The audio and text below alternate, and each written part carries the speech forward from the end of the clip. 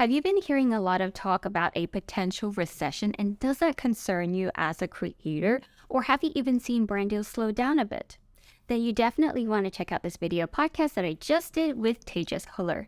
Tejas is a content creator in New York City, and not only has he worked with brands like Adobe, Canon, and LinkedIn, he also co-founded an ice cream shop, Catchin' Ice Cream, with one of TikTok's largest food creators, Dylan LeMay. In this episode, he shares with us how he plans to recession-proof his business, but this is actually just part 2 of our 2-part series interview with Tejas. So if you haven't checked out part 1 already, definitely do that. Now, without further ado, let's get into it.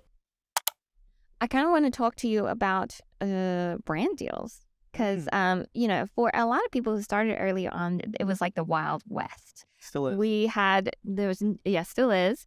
So it was very hard to even get deals in the beginning. Yeah. But now it seems like because you started in, did you say 2021 or 2020? 2021 is when I got my first brand deal. Okay. So essentially you started posting for less than a year and you started getting brand deals. Yeah. That's sick. Crazy to think about. Yeah, that's very unique. So how has your journey been so far with brand deals? And do they always come to you? Do you have a manager? Yeah. So I've been very fortunate to which I have an agent, which what's the difference between an agent and manager? It's blurring. But the thing I like to say is for any creator out there that's in this, first thing first, assume that 99% of agents and managers are shady. Like just assume it from the beginning. Like they're guilty until proven innocent. Wow. Okay. Right. There's a great 1% there, right? And I think like there's a lot of people there that are here to take a percentage of your business, and once they do, they get comfortable and don't do much for it. Mm-hmm. Right. I'm very lucky to where I don't want a manager. I think I don't have a manager. I have an agent who takes 10% of every deal that he's involved in. Right. Okay. And Non-exclusive. Non-exclusive. Yeah. Exactly. 10% is very low. Yeah. And at a pretty big agency too, if you know WME. Yeah. And so I used to work with another agency and I really didn't like them. And that's why I'm very hesitant with like agents, managers. I'm very careful of involving people in the business. Mm-hmm. But I would say like number one with an agent for 10%, this is all the things that he does. One, he negotiates better than I do. Yep. Right. Great. 2, he makes sure every contract that I sign is like, there's nothing fishy, like get usage rights in perpetuity. And all of a sudden I'm 20 years from now, I'm seeing my face being played on some ad somewhere. Right? Like, that's not great. 3, he saves me time in my inbox. Yes. Right. I want to be creative. Right. I don't want to spend 2 hours a day. And 4, he's the bad guy when I need him to be the bad guy. And these social media people that work at these companies, they all talk, right? Yeah. If they're like, Tejas was a dick to me, it's like, okay, that they'll say that to a potential future partner. Yeah. So for all 4 of those things, 10% makes sense. Yeah. All right. And again, I'm very fortunate to where I've never had to be pitched, right? A lot of like every deal that I've had has actually come to my inbox. I think that's because of the niche that I'm in. Yeah. Right. And I'll give it to you. At some point, it's also the quality of content, right? Of course. There's a lot of people in this. Own it. Try to like, how do I elevate myself even just a step up, right? How do I make it to where I always say this, like, even if the video is not dependent on my name, image, likeness, and let's just say you remove me, like you don't even know who I am, and you watch this video, there's still value there. Yes. Right? That is really important because that's like you can negotiate like usage rights on their platform, etc. In terms of brand deals, the way that I like to think about it is like, don't think of yourself as like, this is a creator brand. Think of yourself as a startup at the end of the day. And I was thinking to myself, like, look, it's almost like making yourself into a pitch deck. Yes. You know what I mean? It's like, for example, let's just take XYZ brand, right? They want to have a deal and they ask me, they're like, hey, this is our product. First of all, the question is, do I use it? If I don't, I'm very hesitant to promoting something I don't use. Yeah. Right. Every brand deal that I've had in the last 6 months are organic products that I use. It's been Canon. It's been Adobe. It's been LinkedIn. I did one recently. It's like, these are things that I naturally use today. So it's like perfect brand, like integration. Yeah. Right. So apart from that, it's like, okay, what are the different levers to be pulled into the deal, right? It's like, 1, usage rights. are you going to be using it on your platform? If so, you gotta that is a lever to be so that's additional. So I guess what I'm saying is it's really hard when someone asks me how much do you charge for a brand? Yes. It's it's different based on how many levers you want to pull. Yeah. Exclusivity, right? If I talk about this brand, how long is that before potentially a competitor comes? Maybe I use that competitor. Can I promote that? Right? That is there too. Small things like how long is that link, that conversion factor going to be in the bio, right? It all sounds crazy, it's the Wild West, but these are all important factors. Yeah. Today, I remember once I did this deal, and every it was I gave them a script. They were like, I approved the script. I made them a video. Again, production for me takes 4 or 5 hours, for that short form video. And then they were like, actually, we want a script change. I went, yeah, I have to redo the whole video. What do you mean? Yeah. And now I'm my agent makes sure I'm protected from that. There's only 2 revisions, right? See. If there's more, there has to be some sort of additional element there. Yep. So, yeah, I feel like I have a pretty good system set.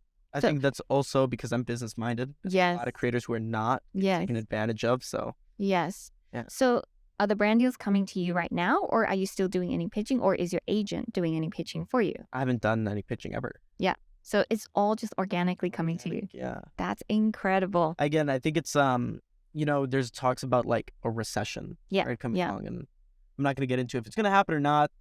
I'm not an economist, right? Yeah. But I think it's I'm gonna recession-proof myself regardless. Mm-hmm. And by being unique and doing quality content. Yeah, well, I think business-wise, it's cutting costs, right? I'm gonna live way below my means. Right? Yeah. I'm gonna invest more, right? Yeah. During recession, this is during for example, 2020 when everything kind of slowed down. This was the time to really push the gas pedal. Yeah. I think in this next year, it's the same thing. Whereas a lot of these creators who are living brand deal off brand deal. It's one-off things, and they got really comfortable.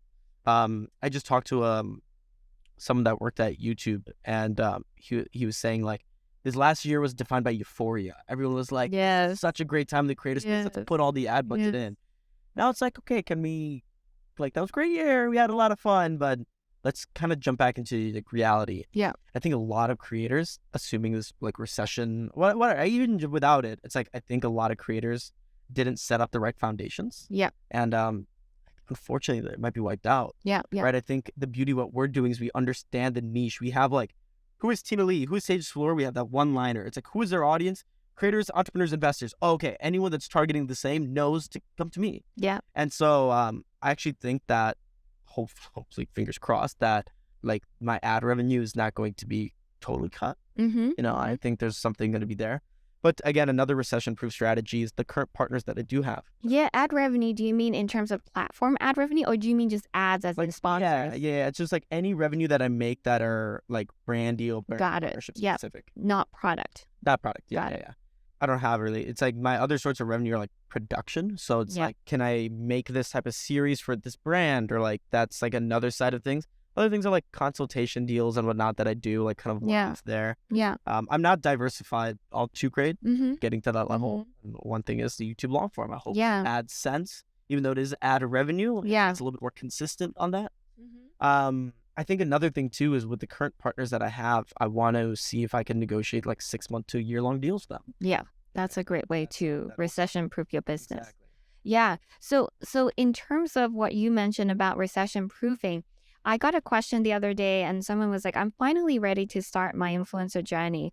But I hear about this recession. Does that mean that this is a bad time to start? And I just responded, I was like, girl, the best time to start was yesterday, and the next best time to start is today. Wow. And so there's really no other best time, right? And if you think about it, yeah, sure, brands are going to maybe have less budget. But if you're a smaller creator, you have a smaller rate, yeah, quite honestly. And so brands will want to work with you more if you can build that now. And also, since brands aren't dishing out money anyway, you may as well use this time to expect no return and just grow first. Exactly. And then when you come out of the recession, you're going to reap the rewards. Absolutely. So I think that's really just all I have to say about the recession itself. But then one more comment about the diversifying income streams. It's a good idea to do that. I'm not bashing on multiple income streams, but you're in business. You know this.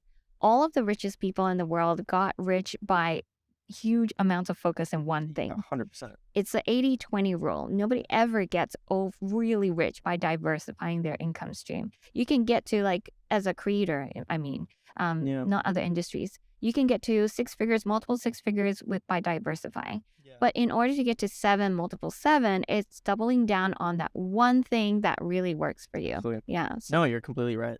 that's just one thing that I wanted to put out there.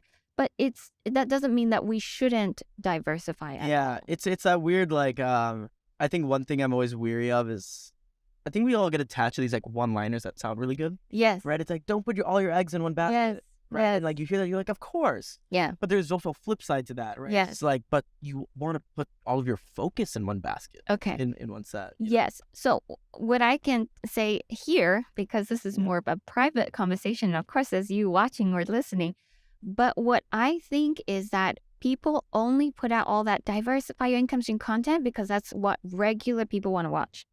And if you think about this, if you want to be a person who wants to be worth $50 million one day, that's not the advice you want to take, right? You don't want to take advice from someone who's making 6 figures and be like, yeah, one day I'm going to be worth $50 million. Yeah. I'm not going to get to 50 million by diversifying my income stream. I'm going to go hard on one thing and then get there. And so these advice is good up to a certain level. Yeah, that's really good. And you have to understand what level even you're at versus what level you want to get to. Those are two different things. Spin facts. I just learned something. Absolutely. No, you changed my mindset on that. Oh, yeah. Oh, I'm glad. Yeah. Yeah. And unfortunately, that also applies to some other advice. Like, people will ask me, like, should I quit my job to pursue this full time? And I'm always like, no, don't do it. Have a safety net, have a full-time job. But when I quit, I didn't have any of that. Like, I had savings. You know? But because, like, I know I'm going somewhere. And I'm pretty self-aware. Yeah. Like, I knew I was good at creative stuff, but I wasn't that good yet. But I knew there was something there. So the leap of faith, the no safety net, was actually what pushed me to make it work. Yeah. It's contradictory advice. Exactly. It's such a hard... I get the same thing with, like, should I, like, leave college? Yeah. I left college. Yeah. Right? I don't know, like, your situation. I always tell people... How much longer? I have 1 semester left to graduate. Oh, okay. Yeah, so I probably should go back eventually. But this is my this is my logic. I say right now, the opportunity cost of moving back to Indiana and finishing those 6 months of college is too high right now. Don't move.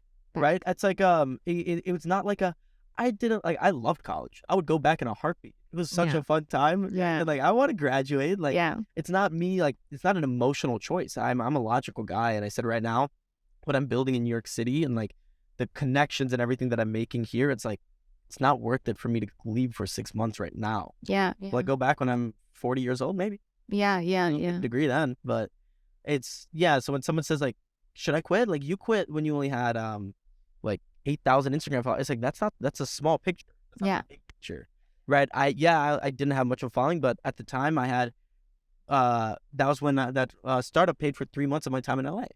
I was like, okay, like, I have 0 expenses. Yeah. So might as well. And then it's like the only thing I lost in my school was a scholarship. Yeah. That was $8,000. Like, I think that's worth it right now. Yeah. Right. Like, it's for 3 months in LA to learn about the space. It was well worth it. I'm at Colin Samir. I would gladly pay $1,000 to meet them, and the amount of knowledge and advice they gave me then was well worth it. So it just cost benefit analysis. It's like, you are the one to make that. Never take someone's advice. Yeah. Just go solely off that. Especially if they haven't done what you want to do. Yeah. I think another big lesson on this is, especially in this space, people only know success conditional to their rise. Yes. That was, like, such a big, like, if you ask Charli D'Amelio what her advice on how to be a creator is, it's going to be way different than what my advice is. Yeah. And, like, no one, like, we only know success the way we did it. Yeah. And that might not apply to you. Mm-hmm. Right? It's like, you just take bits and pieces of everyone, but at the end of the day, it's your path, and you have to, like, look at the deck of cards that you have. Because my deck of cards are different. Yeah. Your deck of cards are different. Yeah. Right? So, yes, I can play the queen here, but maybe you have to play the jack here. Yeah. Right? And so that was another big lesson, because I was always trying to be the guy that's like, this person has this advice, that means I have to do this. Yes, I totally understand that. And also, that's also why it's important to surround yourself with people who are successful or just unique. Yes. They're just extraordinary in some way, because those are the people that you want to get advice from. Yeah. And maybe not necessarily, with the risk of shooting myself in the foot here, not like some YouTube channel giving you 10 ways to diversify your income stream. But, that's still valuable when you need to build your basic level of foundational knowledge. So I'm not trying to like bash on that at all. I still think that's important. And I have learned a lot just by watching these videos myself. Absolutely. Yeah. We're not saying there's no value to them. I guess what I'm saying is, if you want to get from point A to from 0 to 3, you can watch these videos and you can get there.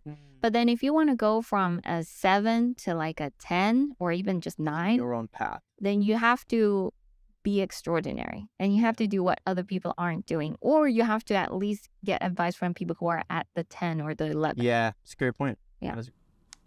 This is a quick break from the conversation to tell you about a resource I know you'll find really helpful. If you're an aspiring creator with a few thousand followers and you want to land paid brand deals, then you need to check out my free training where I cover how to land paid brand deals in 4 clear steps. This is very in-depth with content strategies, growth strategies, as well as where to find these brand deals. You can sign up at successfulinfluencer.com/training, and I'll link it in the description below as well. All right, back to the conversation. One thing that you kind of mentioned before is that you're business-minded. So I kind of wanted to touch on this a little bit.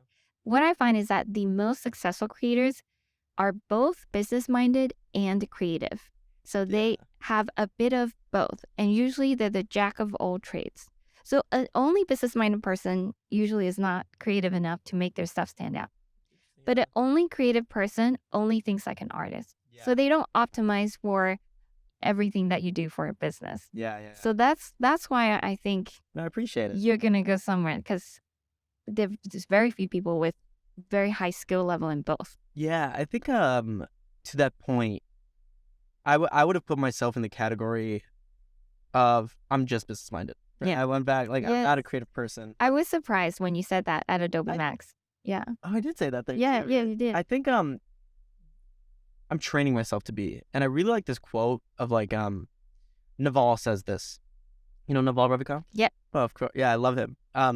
He goes when you look at a bear, that's pretty interesting, right? And you look at a unicycle, yeah, that's also pretty interesting. But you put a bear on a unicycle and people are willing to pay to see how interesting that is. Yeah. Right? And in the same way, it's like, for the longest time, I was just surrounded by business people, right? In my college, I went to business school. All my friends were business guys. Again, you give us an Excel document and tell us to make the greatest dashboard in the world, I will give you the greatest dashboard in the world. Yes. And in the beginning, that's all I knew. I was trying to make videos from a place where I only knew one perspective. How did I make myself more creative?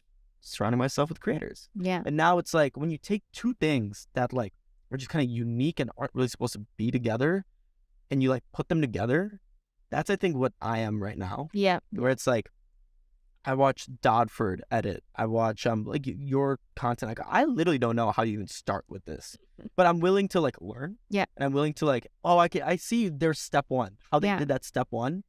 And it's okay, can I use that step 1 and then kind of use the systems and operations that business school taught me and make a package? And I think my content today is reflective of that. Yeah. Right. So for example, what I'm doing with the green screen right now. Yeah. It's I just, very frankly, there's a guy named Billy who I look up to. He's 8ILLY, one of the most creative people I've ever seen. And I met him once. I really want to get to know more, but he has a TikTok account called Big Weird World. I remember watching this and I went, this is one of the best presentations I've ever seen. And he uses a green screen, and he has this effect where you see the green screen and all of a sudden you're transported into this new world. And I was like, this is so cool. I made it in my own way. Yeah. Right. And it's okay, great. And I make educational content. It's okay, I took that creative aspect. I took kind of my, I can easily just talk into the camera and go, this is what ChatGPT-3 is. Yeah. This is what, and it's okay, and there's one thing, but can I use it and present it in a creative way? Yeah. So that's your... I want to be a bear on a unicycle. Yes, I love that. I love how you use Naval to describe that. Yeah. And so then now I would love to, if you're okay with it, Yeah. can we break down your revenue streams? Because your Absolutely. goal is to diversify it. But what currently do you have, like from the top earning Yeah. down? Let me think. So I would say, so this last year, Catchin paid me a salary, which is gonna stop. We just kind of paid a salary to put us in New York comfortably for a year. And I would say this year, trying to do the math. Let's just assume that was like 20% of my like revenue. Yeah. And I would say also this year, 30% of it I would say are like production deals. So like, for example, LinkedIn paid me to make a video for them, right? Or when I say production deals, these are videos that are not on my page, that are on other people's pages, right? And I still this is something that I like to pitch too. For example, like I want to go and like taxes for creators are such a big problem. Yeah. And I was like, look, there's all these startups that are like working on this, but still there's this educational element and they want like a trusting resource. Like, what if I make a 5-part short series on like the basics you need about taxes? Yeah. And I like sell the series to like one of these like startup, like business, like finance Or TurboTax. or TurboTax. I think more specifically like Carrot. Okay. Yeah. I do. Like people that are building specifically for creators. Yeah, I watched your podcast with them, so. Oh yeah, I appreciate it. Yeah, so I like something like that, right? So that's like production deals. I used to do like free consultation or call or like Nas Academy. I don't know if you know Nas. So I did those like stuff like that. Let's put that in a miscellaneous bucket. So Okay. like 20% catching, 30% this. Let's say 50% brand deals. Yeah, that's mostly it. Yeah. So currently, this is a 6-figure biggest business. Yes. Because you mentioned that you have 2 team members. So what are their roles? Yeah, so I not two. So I have one part-time, almost full-time. I call her my creative director. Her name is Liz. Shout out Liz. She's absolutely amazing, and I should get into how I hired people. Yes. One of the most brilliant things I've done. Yes, I want to know.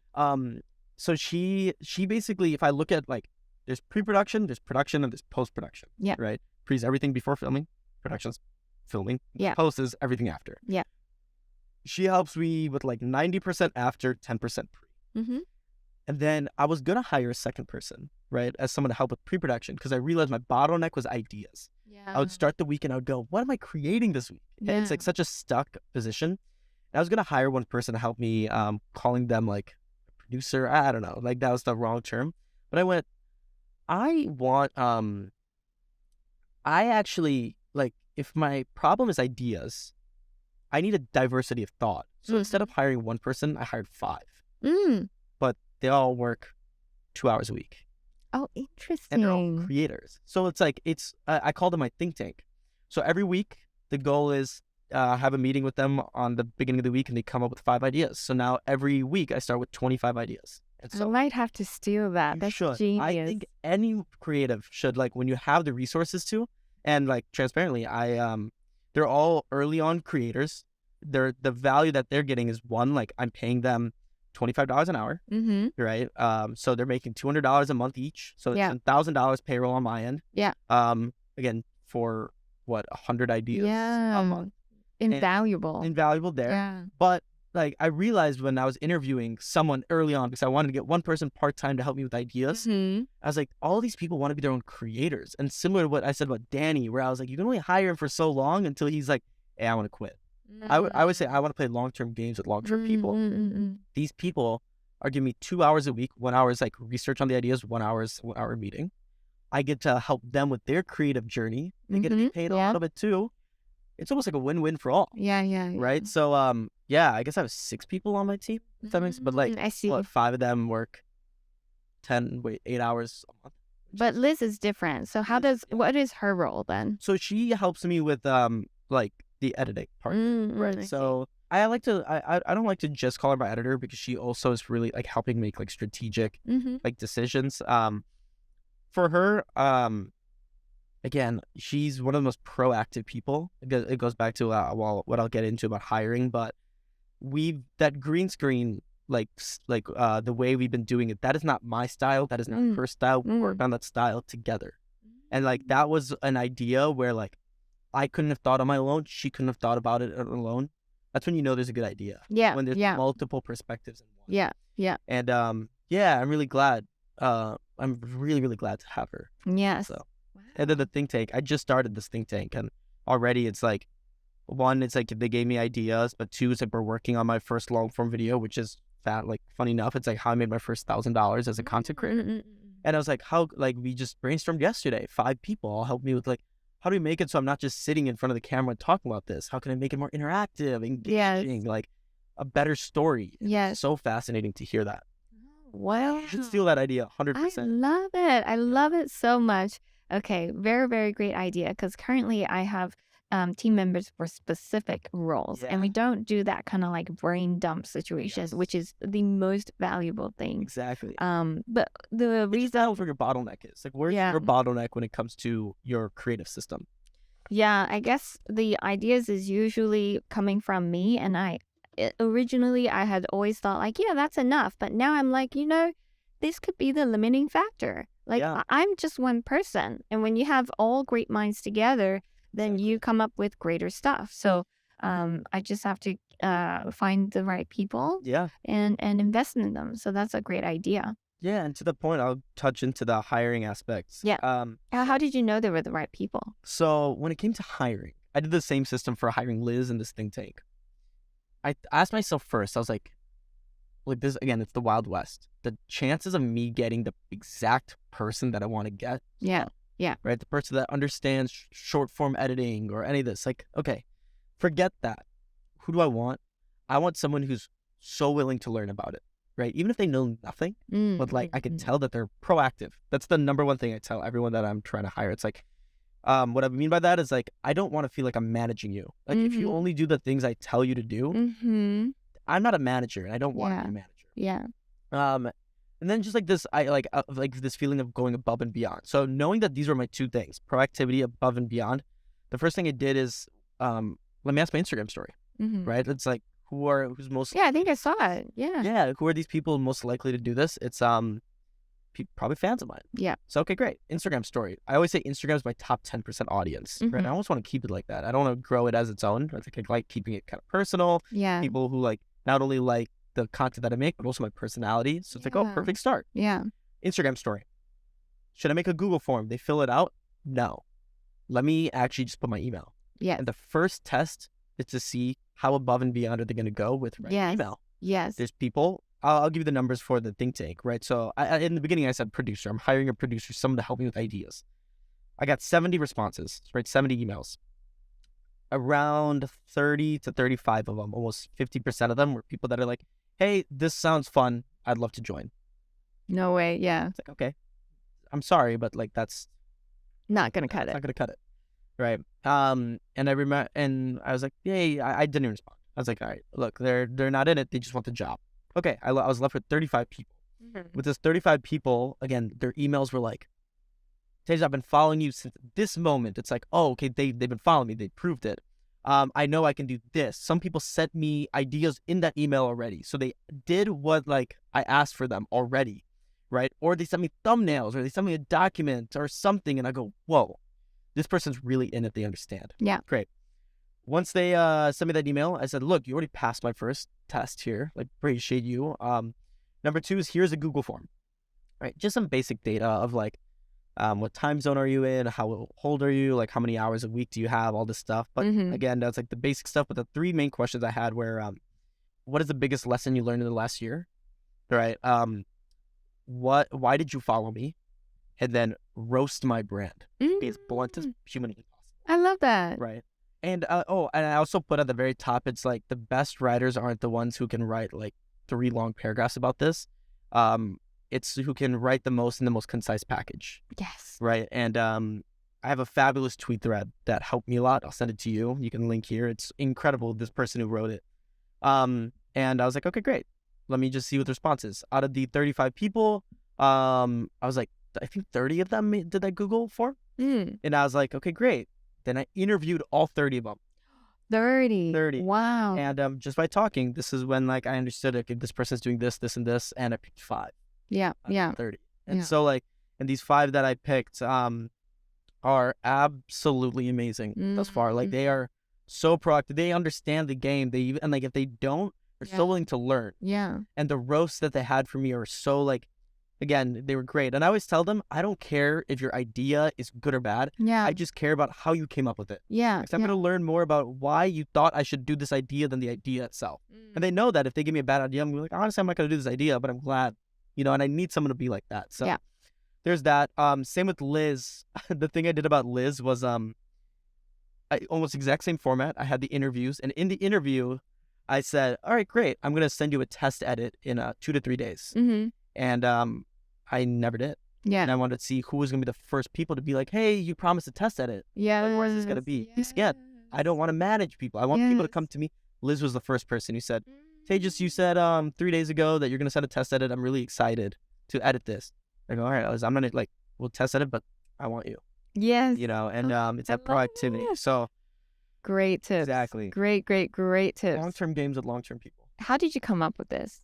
I don't think it was any one thing. I think it was like, again, I'm such a big Naval guy. Like this tattoo is a Naval quote. And I know that he said that too. Long-term games with long-term people. Yeah. I have other creator friends who like go on Fiverr and they just cycle through creators and stuff. Yeah.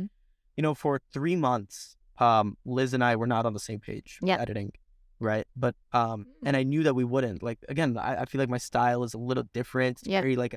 In the beginning, I'd be like, Liz, you have to shave off this 2 milliseconds here. Yes. It was so hard. And I always say for 3 months, my production was cut in half. I wasn't able to produce as much as I wanted to because I was training her. And it was frustrating. Right? And she knew it too. But again, that proactivity and that going above and beyond, now we've doubled our production. Yeah. For 3 months, we've doubled in perpetuity. Yeah. Yeah. Right? And she was so willing to learn. And she's an incredible, incredible person. So you found the right person first, and then you did the training. Exactly. Yeah. I think that's such a great point. I think sometimes right now, because of where I'm at, and I'm trying to do efficiency because I already have a lot of things at stake. Like I can't have 1 month go by and not be producing because that's more mouths I'm feeding right now, and I need. So currently it's 3, and everyone's a contractor, but I'm looking for a video editor. He's currently doing a test project. And I'm also looking for another social media person so I can increase my output because quite frankly, it's not enough. Yeah. The course side of it is okay, but my personal brand side is kind of suffering while I'm doing these recordings and everything, and things get put on hold, unfortunately. So that's the goal. But those are great tips, and I'm going to definitely use those tips. Yeah. For any creator at this stage, take them. Yeah. I'm not saying, I'm my editor. But take the process. Don't take the actual people, but take the process. Exactly. That's I think a think tank, I stole that idea from Ryan Trahan and Eric. Yeah. I know they had something very similar. I was like, that's genius. Yes, like, it is. I want to start my week with, like, we had a meeting yesterday for the think tank. And it's like, I know not only the LinkedIn posts I'm going to write this week, the TikToks that I'm going to make, and the platform. It's like, again, that road is clear. And do they post for you or you do? No, I post. Okay, got it. Okay. So I also get final revision. Like I want to make sure everything's good. And at the end of the day, it's my ass on the line. So you were talking before about your current revenue streams. Yeah. So if I may, because I think can I kind of like see if this is where you're going, the direction you're going? So you said you've been train hopping with a lot of other people, basically being their partners, helping them out and learning along the way. So now you're going to double down on long form. I assume you will also still do native short form and repurpose some of the long form so you can get more output, right? Yeah, I haven't made a decision on the repurposing of the long form. I almost I've seen, I don't know. Yeah, I'm not too sure about that. It's low hanging fruit as well. Yeah. If you could find one person to pay like a fixed fee a month and just be like every week out of these long form video, make X number of short form video and just post it so that there's even more consistency and volume. Every touch point will matter. So that's my goal too, going forward with the long form video. So I'm assuming, or correct me if I'm wrong, but I think maybe cutting down on all of the production jobs going forward. Yeah, it's saying no more in general. Production. Yeah, that's that. Like, I saw something that's like saying yes right now is saying no to like that long-term equity, right? So like these production jobs paying the bills right now. Yeah. Hence the reason why recession-proofing myself, I'm cutting down costs by half. Yeah. Right. I'm like living in I'm still in like New York, but I'm living in a like not as great of a place, but that's fine. Like again, I'm not who cares. Like it's my own ego I have to swallow. Yeah. Yeah. Right. And I'm just like another really big piece of advice Samir gave me was like, you have to keep your overhead low so that you can experiment. Yeah. You can, like, if you want to change things up, like you need to be able to do that and maybe take a financial hit for a month, 2 months, 3 months. Yeah. And I'm setting myself to be able to do that. Right? Yeah. Got it. Okay. So because I feel like if now you're going to focus on long form and really build all of that following across the platforms, and also, like you said, like going back to the niche about business and creators, then you can really attract the high-paying deals. Then you won't ever have to do production because that's just manual labor, essentially. Exactly. Like it's time that's rented. Yes. And also because the value of the gig, the dollar value comes from your personality and not so much like you filming something for them, even though that does matter too because people will recognize your face. I think like there's an aspect of time rented, but also it's like if I'm on LinkedIn's page, there is a brand, like Yeah, you're right.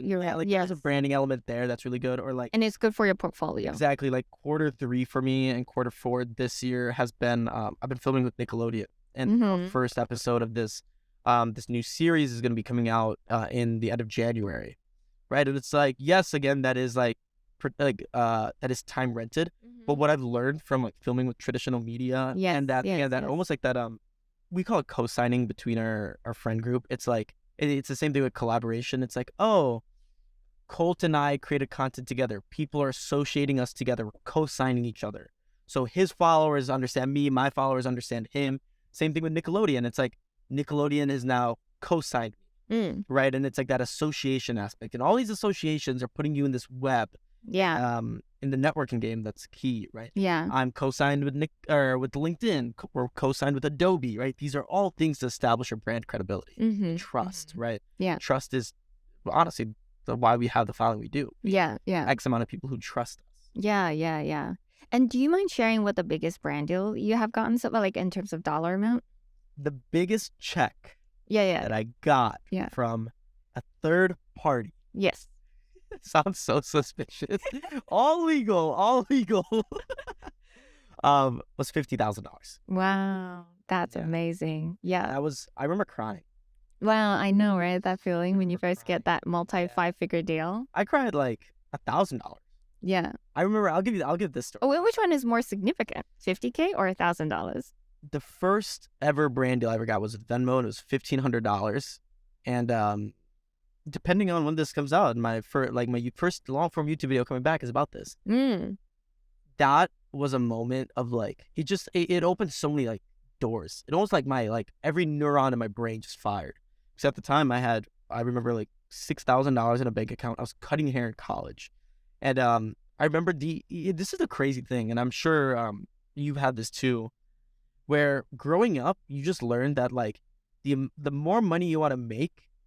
If you look at a money versus time graph, it's like you have to spend more time to make more money. Yeah. Right. Yeah. It's like you're working an hourly wage or a salary. Yeah. Which is like all based on how much time. And this is the first time in my life where I went, okay, right now the only association I have with money is like for every hour that I cut hair, I made like $20. Yeah. Then this was the first time where I went, oh, for like 5 hours of work, I'm making $1,500. Yeah. So that whole association with time and money broke. And that's when I learned about infinite leverage, right? And this idea and of the ball. the ball, right? And like that content and this game is like, it doesn't matter how much time you put in. It's like you have leverage elsewhere. Now it is time versus trust. Yes. Or sorry, money versus trust, not money versus time. And like you just change that x-axis, which is fascinating. Yes. Fascinating. Yes. Absolutely. Wow, that's really cool. 50K is a lot. God.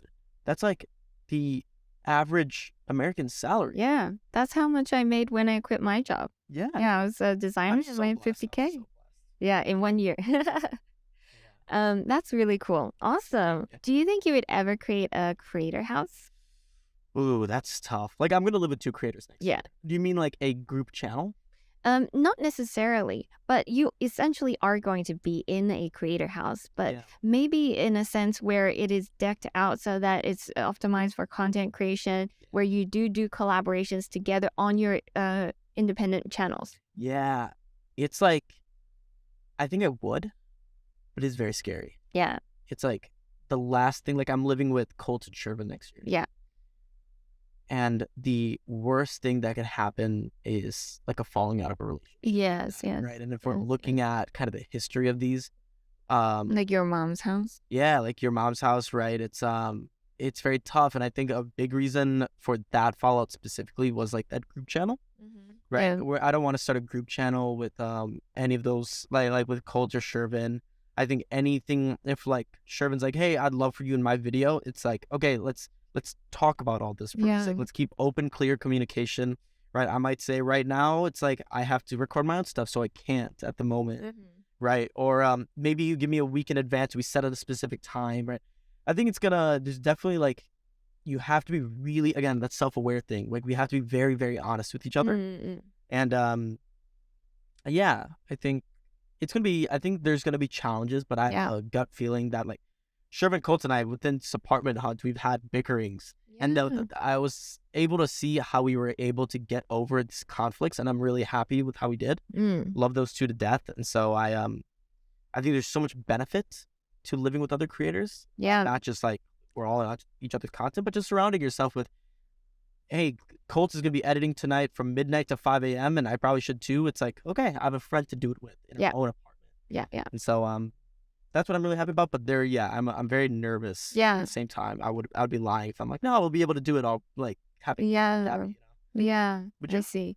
Yeah, I wouldn't, to be honest, because I'm at this age and I'm married, and so it would be very difficult. And I think to be in a like dorm like situation with 2 other girls would be just impossible for me, and I don't think I would be able to do it with like the opposite sex. Absolutely. But also just like knowing that my next stages in life is not allowing for this kind of situation. But I'm very jealous of people who can, because I want to be surrounded by creators. And I moved away from New York City, so I feel a little bit isolated, and I want to come back when I can. Not anytime, not like in the next year or 2, but maybe after 2 years. Absolutely. Yeah. So before we end, I think you mentioned you had a couple questions for me as well. Yes. Okay. Number 1 is, what is your biggest regret or biggest mistake in the last year? Oh, in the last year. Honestly, I think my biggest mistake every single year has just not been starting YouTube earlier. Quite frankly, that's just it. And so for some years, it is practically just practical reasons, like no time. But I would say for this year, I did spend some downtime to myself. And because the business was still going very well, I had set up the funnels, the foundations. So all the revenue is still coming in. So I just kind of was like, cool, I'm just going to watch TV and do this. And it's a great place to be in.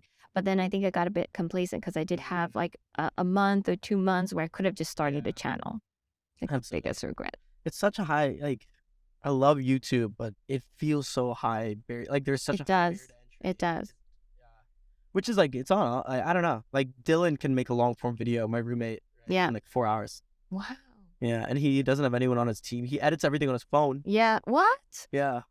He doesn't have, like, I've never, like, he probably hasn't touched a MacBook in like 6 months. That's nuts. Yeah. Oh my God. Okay. Wow. I'm impressed. He's 4 million subscribers. Yeah. Oh, wow. He's just very entertaining. And yeah. I think he knows his audience really well. He knows what value he brings. Yeah. He set up a system that is so sustainable. Wow. Amazing.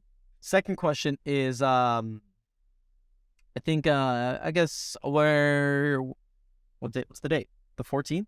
December 14th, 2023. Where do you want to be? Where do I want to be in the future? Yeah. 1 year from now. Like, what are... 1 year from now. Yeah. 1 year is so soon. But I would say, I would think more of like in 3 years. Okay. Because I think it's too ambitious to think in 1 year everything's going to change. Yeah. I would say in 3 years, I would like to have a YouTube channel that has over 100,000 subscribers. And ideally, Instagram should still be around and I'll have 1 million followers there. There we I'm go. currently at almost 600K. Instagram will be around. Yeah. TikTok, we're not too sure. Yeah. I'm not sure. I don't care too much about TikTok. Yeah. But more importantly, I hope that in 3 years, I will be a authority in the creator economy as a thought leader. I love it. Where do you see yourself in 1 year and 3 years? Yeah. So, how do I ask questions without knowing the answer for myself? In 1 year, I think it's what you said earlier of just like focus, and I think focus is long form. If I my metric of success for long form is not the subscriber count or view count. It's like, can I just be able to do a consistent format, whatever consistency means to me. Yeah. Right? Like, might not be weekly, it might be bi-weekly, it might be monthly. It's like, can I just be able to hold something and make really good content? I think if I do that, it's like, I know that I have the skills to grow. It's like, it's just a matter of doing it. And so, long form. Long form. I don't want to put a subscriber number. Yeah, I like that. I just want to like put a actionable, action, so it's like consistency. Yes. Let me say right now, bi-weekly. I think bi-weekly cadence is good to start with. Yeah. And so I also can't just give up shorts. You know, that's the main revenue driver at the moment. So and then in 3 years? In 3 years, what, I'll be 25. What do I do at 25? I don't even think that far. Yeah, that's an answer. I think I would love to continue to live way below my means, save up, and maybe get into like venture capital. Not venture capital, like angel investing a little bit. And I want to own a place. I think if I'm on the track right now, I would love to like buy a place. Yeah. You currently have savings, right? Okay, that's good. Because then that will weather you through whatever comes in the next couple of years, which we don't know what will come. Exactly. But then from there, yeah, definitely. Actually, if I were to sort of go in that direction too, I want to go all out in real estate. And this is unrelated to the creator economy per se. And I just want to have another income stream that is not related to the creator economy. That's just it. Like, I understand this is super valuable. This is literally like a gold rush. And I'm happy to be part of this gold rush. And also I'm selling shovels with my courses and stuff. So, you know, I'm doing it all. The next part is just like, what's next? But I think in life, the mindset change I had to have in this year to make myself less anxious is that there's more to life than social media. Yes. I have based my entire value around it for 6 years. Everything I do, everything I buy, every person I see, it was pretty much around this for 6 years. Yeah. And so now it's time to like get back my life. Absolutely. So I want to do stuff outside of social media and make that sustainable. That's a good point. Also in 1 year, I'm going to be a New York City marathon finisher. I love that. So, all action steps, that's like it. Actionable things. Oh, yeah. Versus like, oh, I want to be at this number. I want to have this I much did money. that last year, and I remember like I didn't hit the numbers. Oh, isn't that so disappointing? Yeah, but like I had progress, so why do I feel bad about it? Yes, you know, yes. It's like I've set up better systems than I did last year. Yes, And I'm yes. like happier than I was last year. Yes. So a goal was like, And you still did better than last year. Exactly. Yeah. So it's like, again, you know, like I know people with 100,000 TikTok followers who are more successful than people that have 5 million. Yeah, TikTok. Like, why am that's I right. putting numbers to all this? Right. That's right. Yay. Awesome. Oh, this is so much fun. Yeah. This is great. You are a great interviewer. Wow. Thank you so much. is, I'm still learning. No, you're a great listener. You ask great questions, and I'm really excited to see this. Yes. This medium. Yes. Honestly, when there's a great guest who can flow with the conversation, that makes my job a lot easier. So thank you so much for coming on. Absolutely. Where can people find you? I'm at Tejas Hullur everywhere. Like HULLUR. You are. Okay. Thank you so much. Or outwest.news. Oh, yeah. Subscribe to the Out West newsletter. Absolutely. Thank you. Thank you. I love chatting with Tejas, and I hope you enjoyed this conversation as well. If you want to learn how 6- and 7-figure creators build their businesses, then check out our other conversations right here.